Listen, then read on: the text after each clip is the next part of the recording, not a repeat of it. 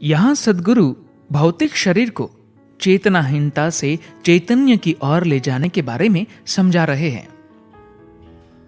सद्गुरु स्पष्ट कर रहे हैं कि योग की दृष्टि से तो भौतिक शरीर भी दिव्य ही है।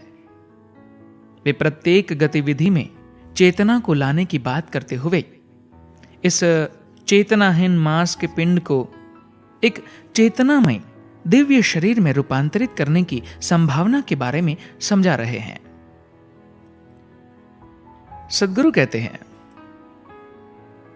योग का एक पहलू यह भी है कि उन कामों को चेतन या स्वैच्छिक कार्य में बदला जाए जो हमारे अंदर अपने आप चलते रहते हैं, यानी वे कार्य जिन्हें हम अपनी इच्छा से चला या रोक नहीं पाते।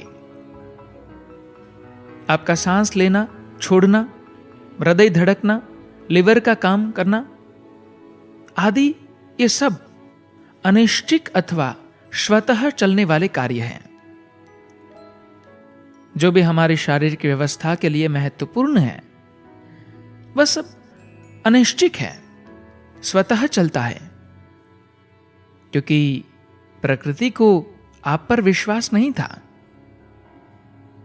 अगर आपके महत्वपूर्ण शारीरिक अंग आपकी इच्छा के अनुसार काम करते तो आप उनसे कुछ पागलपन कर सकते थे। क्या आपने ऐसे लोगों को देखा है जो आदत से मजबूर होकर की जाने वाली मानसिक गतिविधि की अवस्था में होते हैं? उनकी उंगलियां और हाथ भी अनिश्चित रूप से गतिशील होते हैं, हिलते डुलते रहते हैं। युवा पीढ़ी में आजकल ये बहुत अधिक हो रहा है। उनके हाथ बिना उनकी आज्ञा के अपने आप हिलते रहते हैं। लेकिन जैसे जैसे आप ज्यादा जागरूक होते जाते हैं तो शरीर के वे भाग जो अभी अनिश्चित हैं वे सब स्वाभाविक रूप से आपकी इच्छा के नियंत्रण में आ जाते हैं। क्योंकि अगर आप ज्यादा जागरूक हैं, चेतनामयी हैं, सब कुछ होश पूर्वक करते हैं, तो प्रकृति भी आप पर विश्वास करेगी। वो काफी जागरूक है, हम उसे थोड़ी और जिम्मेदारी दे सकते हैं।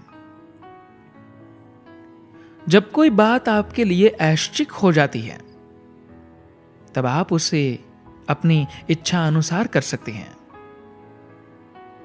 क्या आप एक स्वयंसेवक हैं? स्वयंसेवक होने का अर्थ है आप हर चीज चेतन होकर होश पूर्वक करते हैं, अपनी इच्छा से करते हैं, मजबूरी से नहीं। आप बस वही करते हैं जिसकी जरूरत है। आपका बैठने का कोई खास तरीका नहीं है, कोई भी काम करने का आपका कोई खास तरीका नहीं है। जीवन के हर भाग में, चाहे वो भीतरी हो या बाहरी, आप ये उसी तरह से करेंगे जैसे इस समय उसे किया जाना चाहिए। ऐसी गतिविधि प्रभावशाली होती है, बाकी सारी गतिविधियां व्यर्थ हैं।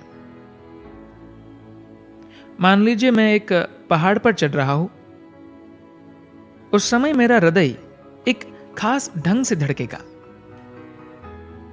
अगर मैं बस बैठा हुआ हूं तो मेरा हृदय एक अलग ढंग से धड़केगा।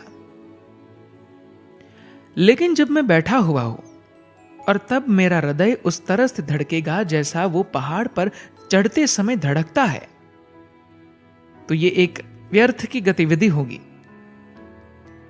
अगर आपका मस्तिष्क, हृदय और शरीर कुछ व्यर्थ की गतिविधि करता है तो फिर आप एक व्यर्थ मनुष्य हैं। लोग अपने स्वयं के बारे में भी कुछ नहीं जान पाते।